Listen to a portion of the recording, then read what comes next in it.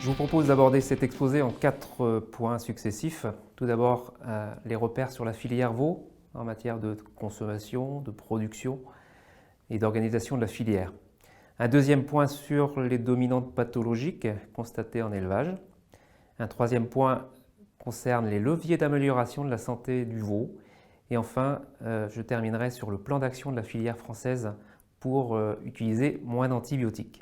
La production de veau de boucherie est principalement une production européenne.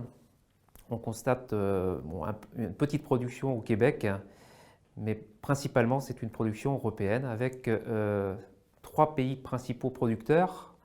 La France est le deuxième pays producteur avec 190 000 tonnes équivalent carcasse en 2016. Les Pays-Bas étant le premier pays producteur avec 207 000 tonnes équivalent carcasse. Les 3 pays, Pays-Bas, France et Italie, totalisent à eux 3 près de 80% de la production européenne. 4,5 millions de têtes ont été produites en 2016, ça représente 645 000 tonnes équivalent carcasse et 27% des veaux issus du cheptel laitier européen. En France, la production concerne 1,33 million de veaux. Ces veaux sont produits dans 2700 exploitations qui sont réparties au niveau national sur 2 pôles géographiques bien distincts. Le Grand Ouest, notamment les 3 régions Bretagne, Pays de la Loire et Normandie, qui totalisent pour ces 3 régions 50% de la production. Et une autre production qu'on va retrouver dans le Sud-Ouest, les régions Aquitaine et Occitanie. On va retrouver notamment dans ces régions la production de veaux sous la mer, avec 4200 éleveurs label rouge et 150 000 veaux produits. Cette production représente 190 000 tonnes équivalent carcasse et la consommation en France est estimée à 220 000 tonnes équivalent carcasse, soit 3,3 kg par habitant et par an. La filière française est très organisée. On considère qu'aujourd'hui 90% des éleveurs sont intégrés. Ils sont intégrés par des fabricants d'aliments ou des abattoirs. Alors qu'est-ce que ça veut dire être intégré ? En fait, l'éleveur fournit ses moyens de production, notamment le bâtiment et l'énergie et la main-d'œuvre, et l'intégrateur va fournir les veaux, l'aliment et le service vétérinaire. C'est une production relativement concentrée puisqu'on a une quinzaine d'intégrateurs qui maîtrisent 80% de la production et 2 intégrateurs à eux seuls, donc des intégrateurs à capitaux néerlandais, gèrent un peu plus de 50% de la production française. Dans les élevages français, nous avons un modèle d'élevage de production majoritaire, principalement situé dans le Grand Ouest de la France. Donc ce modèle consiste à produire les veaux ou à élever des veaux dans des bâtiments fermés avec une ventilation dynamique régulée. Les veaux sont généralement logés dans des parcs collectifs de 5 à 10 veaux sur caillebotis intégral. Et l'alimentation des veaux se fait soit au seau, soit à l'auge. Cette alimentation est bien spécifique en France. Le régime alimentaire des veaux de boucherie aujourd'hui est mixte, c'est-à-dire qu'il est constitué à la fois de lait, d'aliments d'allaitement, et d'aliments solides. Cette alimentation doit notamment préserver l'état de santé, donc l'état sanitaire et le bien-être de l'animal, mais doit également, en termes de zootechnique, permettre une croissance rapide et continue du veau. En moyenne, les veaux de boucherie, un veau de boucherie standard Primo-Holstein a une croissance comprise entre 1100 et 1200 grammes par jour. Et la troisième chose concerne les caractéristiques de la viande produite, puisque la viande de veau est une viande rosée claire, avec des caractéristiques organoleptiques et diététiques bien particulières, puisque c'est une viande tendre, c'est une viande juteuse, et d'un point de vue diététique, la particularité, c'est une viande peu grasse. Donc quelques éléments de performance au niveau français sur l'élevage. Nous avons un réseau de fermes de référence qui permet de suivre l'évolution d'un certain nombre de critères d'élevage, notamment en termes de durée d'élevage. On distingue le type racial des veaux produits dans les bâtiments, soit les veaux Holstein, soit des veaux croisés laitiers. La durée d'élevage pour les veaux de Holstein sur les dernières références de 2016 est de 166 jours en moyenne. On est un peu plus court sur des durées pour des veaux croisés qui s'établit à 157 jours. Le poids de carcasse obtenu sur les veaux Primo-Stein, toujours sur les références de 2016, est de 138 kg, 149 kg pour des veaux croisés. L'alimentation, comme je l'ai précisé, est constituée d'aliments d'allaitement, donc le lait et d'aliments solides. En moyenne, les veaux consomment 288 à 290 kg d'aliments d'allaitement sur la totalité de leur durée d'élevage. Et la ration est complétée avec des aliments solides, 161 kg en moyenne pour les veaux Primo-Stein et 107 kg pour les veaux croisés laitiers. Donc la mortalité, le dernier critère concerne la mortalité. Donc cette mortalité est maîtrisée puisqu'elle ne dépasse pas dans ces élevages 3%, 2,8% et pour les veaux Holstein et 2,4% pour des veaux de race croisée. S'agissant des pathologies observées en élevage, deux pathologies sont dominantes en production de veaux de boucherie. D'une part, les pathologies digestives et d'autre part, les pathologies respiratoires. Sur les pathologies digestives, les données du réseau de référence, les données de 2010 qui datent un petit peu, montrent que les pathologies digestives sont la principale cause de mortalité observée en élevage, avec trois causes principales que sont les ulcères de la caillette, les mortalités liées à des diarrhées, notamment infectieuses, en phase de démarrage des veaux, et puis la troisième cause sont les problèmes d'entérotoxémie. Ces trois causes de mortalité expliquent à elles seules 1% de la mortalité. Alors si on regarde maintenant à quel moment interviennent ces pathologies digestives ou ces mortalités liées aux pathologies digestives, on constate que s'agissant des diarrhées infectieuses, elles interviennent plutôt en tout début d'engraissement, donc dans les 15 jours qui suivent la mise en place des veaux. C'est la première partie du graphique. Et vous avez, pour ce qui est des entérotoxémies, une période d'apparition qui est plutôt en fin d'engraissement, c'est-à-dire entre le 3e mois et la finition. Ces entérotoxémies ont des conséquences beaucoup plus graves, notamment en termes économiques. Les principaux germes responsables des pathologies digestives, on va retrouver donc des bactéries. À 80%, les bactéries responsables sont les colibacilles. Et on va retrouver des salmonelles. S'agissant des virus, rotavirus, coronavirus et BVD, ça c'est un problème assez récurrent en élevage de veaux, des études ont montré que 2% des veaux étaient positifs en entrée en atelier d'engraissement et 0,6% de ces veaux étaient des veaux IPI, c'est-à-dire infectés persistants immunotolérants.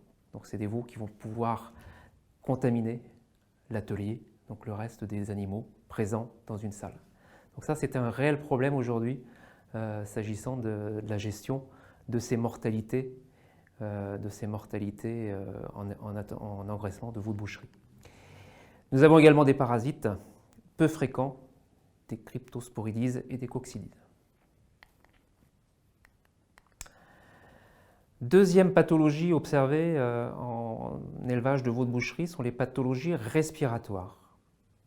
Alors qu'on a vu que les pathologies digestives étaient la première cause de mortalité, ce n'est pas le cas pour les pathologies respiratoires.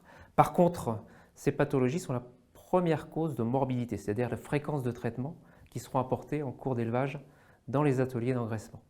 Vous avez sur ce graphique, toujours sur les mêmes références du réseau de 2010, les fréquences de traitement apportées par type de pathologie. Pour la pathologie respiratoire, la fréquence d'intervention, donc de traitement, est de 25%. Donc 25% des veaux, en moyenne, sont traités à un moment ou à un autre de leur vie d'élevage. En plus, ces veaux ont reçu, dans la plupart des élevages suivis, 2,2 traitements collectifs.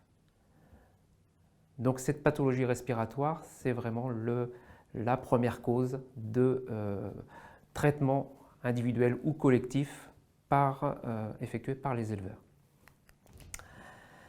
Les principaux germes responsables, virus et bactéries. Pour ce qui est des virus, IBR, RSV, PI3, BVD et adénovirus. Pour ce qui est des bactéries, nous avons principalement dans les pathologies respiratoires des passerelles, et également des salmonelles et des mycoplasmes. Alors, quels sont les leviers d'amélioration pour préserver la santé des veaux et réduire l'usage des antibiotiques? Puisque c'est aujourd'hui la première préoccupation, ou une des grosses préoccupations de la filière française. Comment réduire l'usage des antibiotiques et sur quel levier peut-on agir en élevage? 3 axes principaux sont à retenir. Le premier et le plus important, c'est la qualité du veau nourrisson. Je vais le développer. Le deuxième axe, notamment par rapport aux pathologies respiratoires, sont les conditions de logement. Et le troisième axe concerne la nutrition et l'utilisation raisonnée des médicaments. S'agissant de la qualité du veau nourrisson, le veau nourrisson arrive en atelier d'engraissement à 14 jours minimum. Donc il y a toute une étape qui s'est déroulée avant l'arrivée en atelier d'engraissement, notamment au niveau de l'élevage naisseur. La préparation de la mère avant le vélage est un élément important, notamment, par exemple, la vaccination de la mère pour améliorer l'immunité et la résistance du veau à naître. La prise en charge du veau nouveau-né est également importante. On connaît l'importance de la prise colostrale, la désinfection du cordon ombilical, mais également les conditions de logement du veau chez le naisseur. Donc le troisième point concernant l'amélioration de la qualité du veau nourrisson est la réduction du stress au cours du transport, notamment la durée du transport et les étapes de chargement et déchargement des veaux, puisque les veaux nourrissons peuvent être amenés à être déchargés dans les centres de tri, voire dans des marchés. Donc il faut absolument agir également sur ce maillon important pour réduire le stress du veau pendant cette étape. Le deuxième levier d'amélioration concerne les conditions de logement en atelier d'engraissement. On a vu que les pathologies respiratoires étaient prépondérantes. Évidemment, pour réduire ces pathologies, on va agir en priorité sur l'ambiance du bâtiment et notamment sur la ventilation des salles de production. Donc gérer correctement la ventilation dynamique, puisque la plupart des bâtiments utilisent la ventilation dynamique pour améliorer les conditions d'ambiance dans les bâtiments. Le deuxième point concerne les pratiques de biosécurité dans l'atelier d'engraissement, notamment tout ce qui concerne le sanitaire, le nettoyage, la désinfection des bâtiments ou des matériels. Enfin, les conditions de mise en place des veaux. On sait qu'en fonction de la saison, les conditions vont être différentes. En hiver, c'est plus compliqué que sur des mises en place en été. Donc on va essayer d'améliorer ces conditions de mise en place, notamment en préchauffant les salles pour des petits veaux qui rentreraient dans les bâtiments en hiver.